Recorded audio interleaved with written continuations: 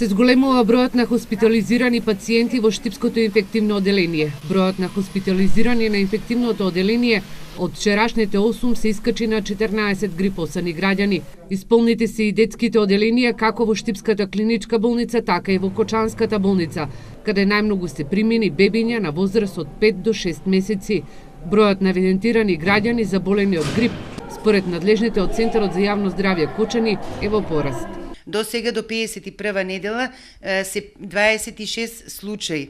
Меѓутоа, кога зборуваме за паралелно со пријавувањето за грип, имаме и алерт систем на пријавување, тоа се симптоматско пријавување неделно исто. Значи, во однос на 4 недели наназад, кога имавме 350 случаи на горно-респираторни заболувања, сега бројот е зголемен двојно, значи околу 600 случаи неделно, што се однесува и до регионот што го покрива Центарот за јавно здравје, и тука состојбата во моментот е релативно мирна, така да имаме податоци. За Виница имаме 4 лица до сега пријавени заболени од грип, во Пехчево 8, во Делчево 3, а во Берово немаме пријава за болен од грип. Во Штипските основни училишта и понатаму продолжува отсуството на поголем број на ученици кои се со дијагноза на грип или настинка. Најмногу отсуство е забележано во Штипските детски градинки.